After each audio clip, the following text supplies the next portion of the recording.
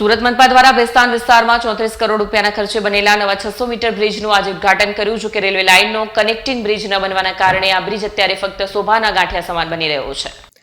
સુરત મનપા દ્વારા ભેસ્તાન વિસ્તારમાં 34 કરોડ રૂપિયાના ખર્ચે બનેલા નવા 600 મીટર બ્રિજનું આજે ઉદ્ઘાટન કર્યું. જો કે રેલવે લાઇનનો કનેક્ટિંગ બ્રિજ ન બનવાના કારણે આ બ્રિજ અત્યારે ફક્ત શોભાનો ગાંઠિયો સમાન બની રહ્યું છે. લોકો બ્રિજ પર ચડીને બીજી બાજુ ઉતરે છે, પરંતુ આગળ રેલવે ક્રોસિંગ ન હોવાથી પાછા ફરવું પડે છે.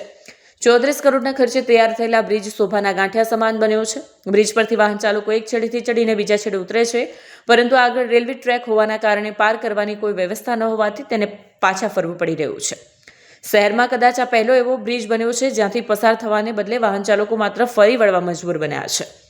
વડોદ તરફથી સિદ્ધાર્થનગર તરફ ઉતરતા રેમ્પ બાદ તરત જ રેલવે ટ્રેક આવે છે. સિદ્ધાર્થનગર રેલવે બ્રિજનું કામ હજુ માત્ર 56% પૂરું થયું છે અને આ કનેક્ટિવિટી પૂરી થવામાં હજુ અંદાજે 2 વર્ષ લાગી શકે તેમ છે. પરિણામે હાલ ખુલ્લો મુકાયેલો બ્રિજ ઉપયોગી બનતો નથી. સ્થાનિકો મજાકીય અંદાજે કહે છે કે જેમ બાળકો લસરપટ્ટીની મજા લેવા દાદર ચડે અને નીચે ઉતરે તેવી જ રીતે વાહન ચાલકો આ બ્રિજ પર ચડી ઉતરી ફરી પાછા જાય છે. નવીન ફ્લોરિન જંકશન બ્રિજ પણ હાલ લસરપટ્ટી સમાન બની ગયો હોવાની ટીકા થઈ રહી છે. ઉલ્લેખનીય છે કે ઓક્ટોબર 2022માં મંગલમ બ્લિડકોનને વર્ક ઓર્ડર અપાયો હતો અને ઓક્ટોબર 2024 સુધીમાં બ્રિજ ખુલ્લો મૂકવાનો લક્ષ્યાંક નક્કી કરાયો હતો.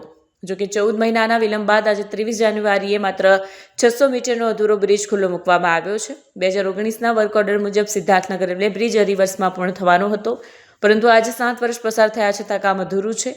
કામમાં થયેલા વિલંબને કારણે પાલિકાની તિજોરી પર 15 કરોડ રૂપિયાનો વધારાનો બોજ પડ્યો છે અને સમગ્ર પ્રોજેક્ટનો ખર્ચ 59 કરોડથી વધીને 74 કરોડ રૂપિયા સુધી પહોંચી ગયો છે. જો રેલવે લાઇન ઉપરનો કનેક્ટિંગ બ્રિજ પણ પૂર્ણ થાય તો વેસુ વિસ્તારને નેશનલ હાઈવે નંબર 48 સાથે સીધી જોડાણ મળશે. તેમજ ડિંડોલી અને લિંબાયતના અંદાજે 5 લાખ લોકો ડુમસ, વેસુ અને અલથાણ જેવા વિસ્તારોમાં ઝડપથી પહોંચી શકશે.